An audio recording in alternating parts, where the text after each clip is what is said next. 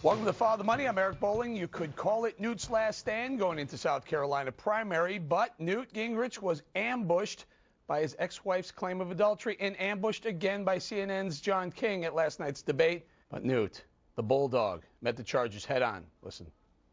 I think the destructive, vicious, negative nature of much of the news media makes it harder to govern this country, harder to attract decent people to run for public office, and I am appalled that you would begin a presidential debate on a topic like that. Well, the audience cheered, standing ovation, in fact, and listen to what Sarah Palin told Sean Hannity last night on his radio show. They thinking that by trotting out this old Gingrich divorce interview, this old news, and it does feature a disgruntled ex claiming that it would destroy a campaign. All this does, Sean, is incentivize conservatives and independents who are so sick of the politics of personal destruction because it's played so selectively by the media. Join me now, South Carolina State Representative Peter McCoy, a Newt Gingrich surrogate. Sir, thanks for joining us. Let's start with this. I have to tell you, I think in the first minute or two of that CNN debate last night, Newt Gingrich just bought himself Florida, at least. And Eric, I appreciate you having me on the show this afternoon. I hope you're doing well. And I think you just hit the nail on the head. I think Newt Gingrich hit a home run with that first question last night on CNN. He got a standing ovation. The crowd went wild. And I think they put the people in his corner. Sure, absolutely. He did hit. He hit a grand slam right out of the box. It took all the pressure off the rest of it. I'm sure. I got to think, Newt Gingrich going to that podium thinking, I got 2 hours to worry about this thing. Klein asked him right off the top the question, and then he hits the ball out of the park. He's going, I'm good for the rest of these 2 hours. And he did a great job. Do you think CNN was smart/fair asking Newt Gingrich that question first?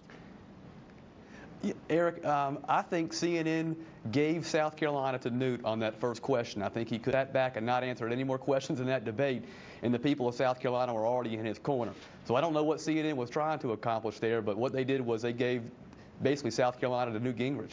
Right. Now, the polls leading up to that debate last night, Newt had closed the gap from, I believe at one point he was down more than 20 points to Romney. Romney had 41, if I'm not mistaken, and Newt had around 19 or so. They had closed the Gingrich campaign had closed the gap to maybe 5 or 6 points. What do you think the next polls are going to show?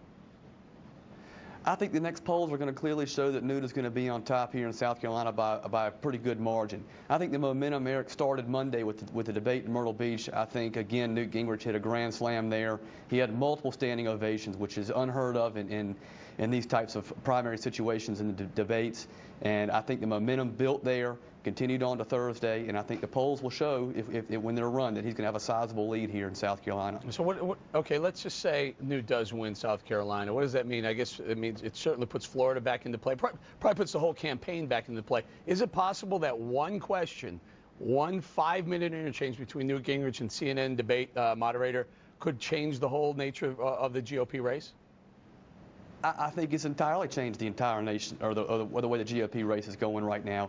And Eric, we like our tea a little bit sweeter here in South Carolina, and the conservatives, people who are on the fence, people who are undecided, are now in Newt's corner, and they're going to come out for him, and the momentum is going to build and roll right into Florida.